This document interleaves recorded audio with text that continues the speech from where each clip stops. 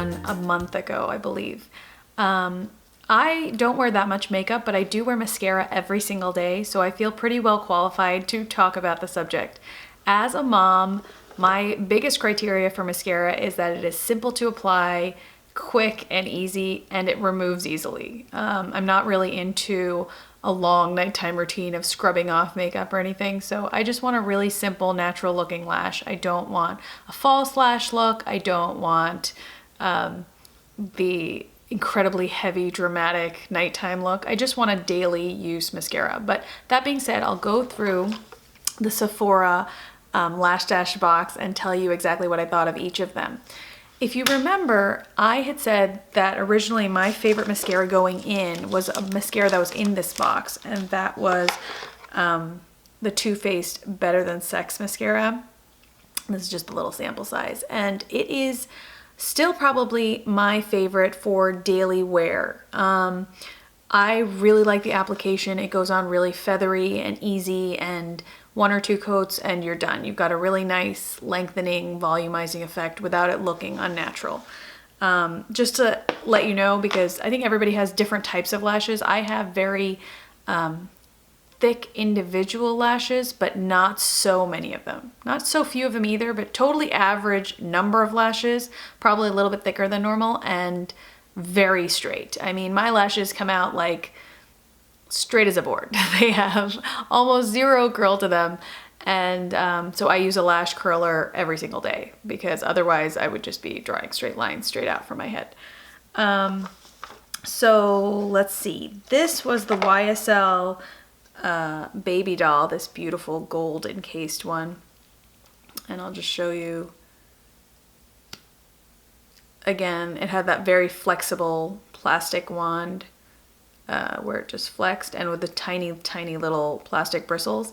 I normally do not like mascaras with the little bristles. I always manage to poke myself in the eye, but these were so fine and small that I didn't at all. And I really was impressed with this one. I gave them like a grading scale, you know, the homeschool mom in me came out. I gave it an A. It felt really great going on. It had great lengthening effects, not the best volume. Average number of clumps. It lasted amazingly well. There was absolutely no flaking by the end of the day, and it came off pretty easily too. So if you're going to splurge on a mascara, I think this is a great choice. I was really impressed. If you want super volumizing, I wouldn't, but if you just want lengthening and like a really solid stays put all day mascara, this would be it. Then there was the Tardiest lash paint, which is also a really pretty Christmassy kind of tube with a black body and then this kind of paint splattered gold lid. This one was awesome lengthening and volume in one coat. It has a really bushy wand, if you can see, with like a flexible tip. The bristles alternate in length between short and long. And I gave it a B- though, because I said that it disappeared by the end of the day. It had like no staying power. I was very confused by that. Absolutely no staying power. The bristles were really hard, like I said, and I tend to poke myself in the eye with it. So I'm a pass on this. I thought, you know, maybe if you wanted to go to an event or something, or you just want to show up and look good for an hour, but literally at the end of the day, it was gone. Like there was nothing to wash off. It was very perplexing to me. The Urban Decay Perversion is this little gunmetal kind of metallic tube.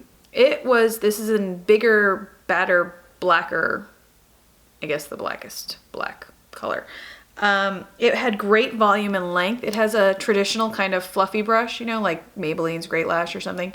And it had great lengthening and volume. I also gave this one an A. Easy application, feathery lashes, super fast. If you're looking for like an easy mascara that lasts, you know, really well, I would say Urban Decay Perversion. Better volume than this one, but this one, I mean, really, lasting power was incredible on that one.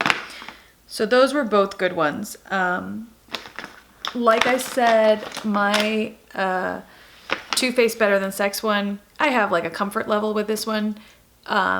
It did not have the lasting power of either of the others. It has this figure 8 kind of wand. I don't know if you can see that so well, but it has this figure 8 kind of wand, and it was It's just a favorite of mine. It's super easy to apply. You don't have to even tilt the wand because of the figure 8. You can just put it exactly where you want it and you're done.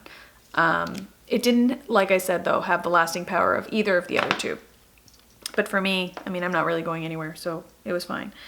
Let's see. So that one also got an A. The Stay Edit was the dual tip wand, this one. I gave it an A minus. One end is sort of for lengthening and separation. The other one's for volume. It was pretty good, but I think I gave it an A minus just because it didn't have the length staying power of the others, and it also required 2 steps. So like I said, ease of use is a big factor for me, and this one has the thin one for the other end. And I just wasn't so impressed to be like, I'm gonna run out and get an expensive mascara. So. Benefit They're Real. Ooh, I had heard really great things about this one, and I was expecting to like it as much as the Too Faced.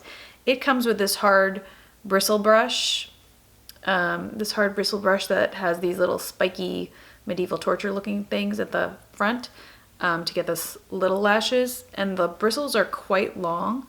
I poked myself all over the place with this one. It was crazy. I gave it a C minus. I was afraid. I had a great amount of fear going in. More lengthening than volumizing, but either way, I found it fairly unremarkable.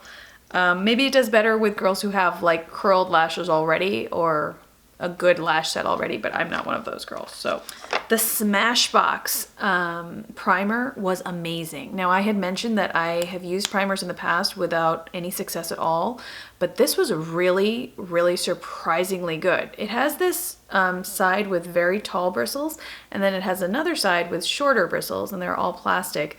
And it just worked remarkably well, I thought, in terms of giving like drama. So I would never really use this on a day-to-day basis, but if I was going out at night or something, I probably would, especially if you use like 1 or 2 coats of a simple mascara on top. It gave incredible length and added a great deal of volume. So I would say that's a buy for parties or something like that. The NARS Audacious, I despised this one. I really like NARS. This packaging is gorgeous and soft. This has like spikes, like bristles that go in alternating order from small to big, small to big, small to big rows. It also was frightening to use. I poked myself in the eye several times. I thought it was a decent mascara, but nothing again to justify that price. Buxom mascara was pretty good. It was decent. You know, I didn't have anything super bad to say about it, super good to say about it. It was entirely unremarkable in my opinion. Plastic bristle, it was sort of a combination wand between a plastic bristle wand and a traditional, like soft bristle wand. Really unremarkable mascara, I thought. So I would say pass on that one. And then I have 2 drugstore mascaras to just round out my review. This is like an old faithful for me. This is L'Oreal's Voluminous in Carbon Black. And I'll just show you, it has a super fat, I guess it's not so super fat, but in comparison to these, but it has, I guess, an average to fat size wand. It's just a traditional soft bristle wand, nothing to poke you in the eye. Very, very black formula. Goes on pretty clump free though, and very good at volumizing. Again, not the best at lengthening, but a really good everyday mascara. Probably my drugstore go-to. And I tried, because you can't help but try random mascaras when you're at the drugstore, the L'Oreal's Telescopic in Carbon Black. And these have telescopic little tubes that are apparently like coating the tip of your lashes, so I thought that could give me length. It has this very, very slender plastic wand with very short bristles, so nothing to be afraid of, like some of the others we've been talking about, but I didn't like this at all. I thought this kind of made my lashes look thinner and skimpier and more spread out than they really are, which is not the look I'm going for. So I would pass again on the telescopic, unless you have really thick lashes to begin with and you just want to add length. That might be good, but you know, I didn't think it was that great for length either, so I say pass entirely on this one. So what were my ultimate winners? My favorite 3 of the expensive ones, definitely these 3. The YSL Baby Doll, the Urban Decay Perversion, and my Old Faithful Too Faced Better Than Sex. So if you find yourself in Sephora or Ulta or anything and you're thinking about an expensive one, I would recommend these 3. So overall, I thought it was really worthwhile to buy the box. Oh, I forgot to mention one of them. There was the Bobbi Brown mascara as well. It was such a natural finish that I found it not appropriate for my needs. I didn't want to have such a natural finish. I need a little lengthening in volume. But if you are a person, like one of my best friends has very fair lashes, but she has wonderful curl and length already, I thought it would be perfect because when she uses normal mascaras like Maybelline or something, they end up looking too spidery and dramatic. But the Bobbi Brown mascara was so fine and easy to apply and really pleasurable to apply and so natural looking that I think it would be perfect for someone with fair lashes that just needs like tinting and a little bit of definition. And that one was super nice to apply. I don't have it because I gave it to my mom, who really likes very, very minimal makeup. So I thought it would be perfect for her. I hope you enjoyed this video. And as always, if you liked it, please hit the thumbs up below and don't forget to subscribe. Happy holidays, everybody.